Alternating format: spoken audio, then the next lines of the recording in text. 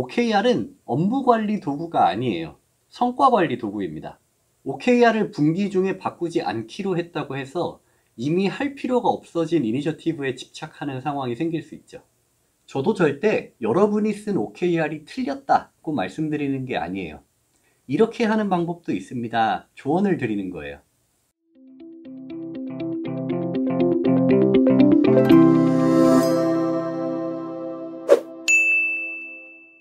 앞서 김봉준 대표님이 책에서도 안 나온 OKR의 핵심 원리 영상에서 이니셔티브 개념을 소개해 드렸습니다.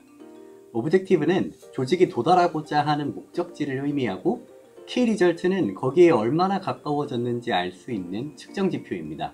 그리고 이니셔티브는 그 목적지에 가기 위해서 우리가 실제로 할 행동을 의미합니다. 그래서 이니셔티브는 주로 개발, 조사, 연구, 실행, 개최, 작성 같은 동사로 끝이 납니다. 키 리절트는 주로 지표와 목표, 수치의 형태를 띠게 되죠. 건강한 몸을 만든다는 오브젝티브가 있다면 어떤 걸 KR로 잡을 수 있을까요? 내 몸이 건강해졌는지 어떻게 알 수 있는가를 측정하려면 체중이나 허리둘레, 체지방률 등 여러 지표를 생각할 수 있을 겁니다. 그런데 주 3회 헬스장에 간다, 매일 종합 비타민을 먹는다 같은 걸 떠올리시는 분들이 많은데 이런 행동들은 이니셔티브에 가깝습니다. OKR을 이미 운영하고 있는 회사들을 만나서 OKR을 한번 보여주세요 하면 거의 대부분 KR 자리의 절반 이상이 이니셔티브가 써 있습니다. 우선 이니셔티브라는 걸 따로 써도 되는지 몰라서 그냥 O랑 KR이라는 두 통에 그동안의 성과 관리와 업무 관리를 다 집어넣다 보니 그렇게 되기도 하고요. 또 이니셔티브라는 통이 하나가 더 있다라는 걸 알려드려도 여전히 이니셔티브가 KR 자리에 남아있는 경우가 많아요. 그리고 실제로 특정한 상황에서는 이니셔티브를 KR 자리에 두어도 된다고 생각합니다. OKR 강의나 미팅을 하다 보면 이게 KR인지 이니셔티브인지 질문을 정말 많이 받는데요. 여기에 대한 제 생각을 한번 이야기해 보려고 합니다. 우선 이게 KR일까 이니셔티브일까를 구분하는 직관적인 기준은 그냥 하면 되는 거냐 아니면 얻어지는 결과냐 입니다. 내가 컨트롤할 수 있는 아웃풋이면 이니셔티브에 가깝고 내가 컨트롤할 수 없는 아웃컴이면 KR에 가까워요. 대표적인 게 개발자 채용 5명이라는 문장을 생각해 봅시다. 이건 KR일까요? 이니셔티브일까요? 채용한다 자체는 동사죠. 그래서 만약 마음만 먹으면 언제든지 뽑을 수 있어, 그냥 하면 되는 거야 한다면 이니셔티브일 수도 있어요.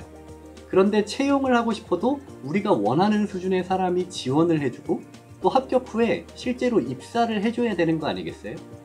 이렇게 컨트롤할 수 없는 요소가 더 크다면 KR로 봐야 한다고 생각합니다. 물론 이거 밑에 채용 공고를 몇 개 플랫폼이 올린다 라든지 이런 류의 행동들은 내가 컨트롤할 수 있는 요소니까 이니셔티브겠죠. 마찬가지로 제품을 생산해야 되는데 여태까지 하던 대로 하면 원가가 100원이란 말이에요. 그 원가 그대로 제품을 1000개 생산하는 건 이건 그냥 하면 되는 거니까 이니셔티브일 수도 있어요. 그런데 원가를 95원 이하로 낮추면서 1000개를 생산하는 건 이건 그냥 내가 컨트롤할 수 있는 게 아니고 뭔가 다른 방법, 도전과 혁신이 들어가는 부분이니까 KR이라고도 볼 수 있을 겁니다. 한 가지 더 고려할 것은 이게 달성되면 오브젝티브가 달성됐다고 할 수 있나? 하는 점입니다. 우리 서비스를 1000만 명이 다운로드했고 그 중에 40%가 일주일에 한 번 이상 로그인해서 30분 이상 사용한다면 사람들에게 사랑받는 국민 앱이 됐다 이렇게 생각할 수 있을 거예요. 그런데 3분기까지 앱을 출시하고 유명 연예인 TV 광고를 얼마 이상 집행하고 또 전국 주요 도시의 팝업 홍보관을 10개를 설치해도 국민 앱이 되었다는 보장은 없습니다. 전자는 KR이고 후자는 이니셔티브라고 봐야 할 거예요. 그런데 또 이런 상황이 있습니다. 행동은 이번 분기에 하는데 결과는 이번 분기에 안 나와요. 앱을 이번 분기에 어느 기능까지 개발하고 싶은데 앱 출시 자체는 다음 분기 말에나 될 예정이다. 일반적인 KR은 앱 다운로드 수라든지 MAU라든지 체류 시간 같은 게 있을 텐데 이건 다 앱이 일단 시장에 출시돼야 측정할 수 있는 거잖아요. 이렇게 무에서 유를 만드는 경우, 행동과 결과의 시차가 클 경우엔 언제까지 무엇을 마무리한다, 이 행동 자체를 KR로 볼 수밖에 없습니다. 이렇게 쓴다면 OKR이 좀 더 마일스톤 관리 같은 형태로 쓰이겠죠. 또 비슷한 케이스가 아웃소싱입니다. 우리가 어떤 개발 프로젝트를 수주해서 뭔가를 개발하고 납품했어요. 그럼 우리 입장에서는 고객의 요구사항에 맞춰서 제때 납품하는 것까지가 리절트지, 이 시스템을 실제로 또 사람들이 얼마나 많이 쓰고 하는 건 우리한테 발주한 고객이 고민할 부분이거든요. 이런 조직에서 만약 OKR을 쓰겠다고 한다면 KR이 거의 마일스톤 단위로 돌아가게 될 거예요. 이렇게 KR하고 이니셔티브는 은근히 구분이 어렵습니다. 또 어떤 정답이 있다고 보기에도 애매해요. 그럼에도 KR과 이니셔티브를 구분하는 걸 추천드리는 이유는 우선 무엇을 위해 하는 일인지 한번 생각해 보라는 뜻입니다. 특히 개발팀이나 스텝 조직에서 흔히 겪는 사례인데, 어떤 성과를 내야 하는지는 아무도 알려주지 않고 언제까지 뭘 해야 된다, 이렇게만 소통하는 경우가 많습니다.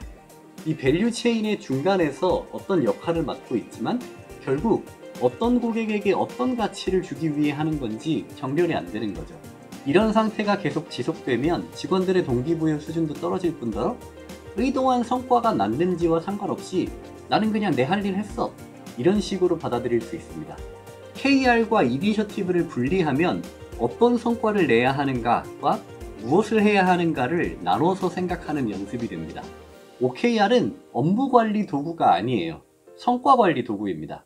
KR과 이니셔티브의 구분이 어렵긴 하지만 조직의 KR 자리에 거의 다 이니셔티브만 써있다면 우리가 정말 어떤 목적을 바라보고 뛰는 건지 서로 제대로 알고 있는 게 맞나 한번 확인해 보셔야 됩니다. 심지어 오브젝티브에 이니셔티브를 써놓는 경우도 보여요. 언제까지 뭘 한다, 뭘 출시한다, 이렇게 오브젝티브를 쓰시는 경우가 많은데, 이것도 언제까지 뭘 해야 하는지의 관점보다 누구에게 어떤 가치를 주는지의 관점으로 한번 써보세요.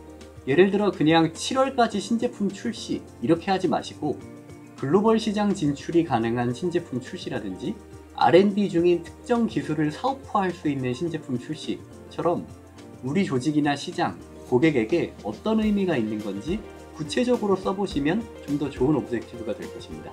KR과 이니셔티브를 구분하는 또 한 가지 이점은 유연성입니다. 오브젝티브는 조직이 바라봐야 할 목적지이므로 너무 자주 바뀌는 것도 바람직하지 않습니다. 보통 분기 단위로 운영하므로 5회 측정 기준인 KR도 분기 단위로 설정되게 되죠. 그런데 이니셔티브는 가설입니다. 분기가 시작한 지 얼마 안 됐어도 이 행동으로 원하는 KR이 달성될 것 같지 않으면 빨리 가설을 폐기하고 또 다른 이니셔티브를 찾아야 합니다. 그런데 KR하고 이니셔티브가 섞여 있으면 조정 가능한 게 뭐고 조정할 수 없는 게 뭔지 혼란스럽게 됩니다. OKR을 분기 중에 바꾸지 않기로 했다고 해서 이미 할 필요가 없어진 이니셔티브에 집착하는 상황이 생길 수 있죠. 그런데 KR 자리에 이니셔티브가 있어서 이건 이니셔티브인 것 같은데 옮기는 게 어떨까요? 하면은 이건 되게 중요한 거라서 이니셔티브로 하기 싫어요 하시는 경우가 가끔 있습니다. 이건 살짝 오해 같아요. KR은 얻고자 하는 결과이고 이니셔티브는 그걸 얻기 위해 할 행동이에요. 이건 성격 자체가 다른 거지 이 둘 중에 뭐가 더 중요하다의 개념은 아닙니다. 행동인데 중요하니까 결과로 두자. 저는 잘 모르겠어요. 아까 말씀드렸듯이 이번 분기엔 그냥 하기만 해도 잘한 거고 결과는 나중에 판단하자. 이런 상황이라면 KR에 두는 게 맞는데 측정할 수 있는 결과도 분명 이번 분기에 나오는데 아무튼 만드는 거 그 자체가 KR이다. 회사들이 가끔 보면 오랜 시간과 비용을 들여서 큰 프로젝트를 한 다음에 별로 결과가 안 좋은 케이스들이 있잖아요. 어느 순간 할 일 자체에 치여서 내야 될 결과를 잊어서 그런 게 아닐까요? 오늘은 KR과 이니셔티브를 구분하는 기준이나 구분하면 좋은 점에 대해 이야기 드렸습니다. 마지막으로 강조하고 싶은 게 있어요. OKR을 도입하려는 목적을 잊지 말자는 겁니다. OKR은 조직의 목적을 정렬시켜서 사람들에게 동기를 부여하고 도전하게 만드는 것이 원래 취지입니다. 그런데 처음 도입하는 과정에서 OKR을 정교하게 만드는 것 그 자체가 목적인 것처럼 변질될 때가 있습니다. 이게 제대로 세운 오브젝티브가 맞냐? KR 자리에 이니셔티브를 쓴 거 아니냐? 따지느라 정작 성과가 뒷전으로 밀리는 거죠. 성과 관리라는 게 결국 우리 회사에서 성과를 더 내는데 도움이 돼야 되거든요. 그러다 보면 OKR도 회사마다 조금씩의 베리에이션은 생기죠. 이니셔티브를 따로 분리할 것인가? 또 어떤 것들을 KR로 하고 어떤 것들을 이니셔티브로 할 것인가? 이것도 OKR의 운영의 묘 중에 하나입니다. 저도 절대 여러분이 쓴 OKR이 틀렸다고 말씀드리는 게 아니에요. 처음에 말씀드렸듯이 OKR이라는 게 O와 KR만 가지고 모든 걸 표현해야 된다고 생각하고 거기서 오히려 혼란을 느끼시는 분들이 많기 때문에 이렇게 하는 방법도 있습니다. 조언을 드리는 거예요. 여러분들이 OKR을 운영하시는데 조금이라도 도움이 되면 좋겠고요. KR과 이니셔티브에 대해 궁금한 점이나 지금 우리는 이렇게 운영하고 있어요. 팁을 공유해 주실 분들은 아래에 댓글로 부탁드립니다. 그럼 다음 영상에서 찾아뵙겠습니다. 감사합니다.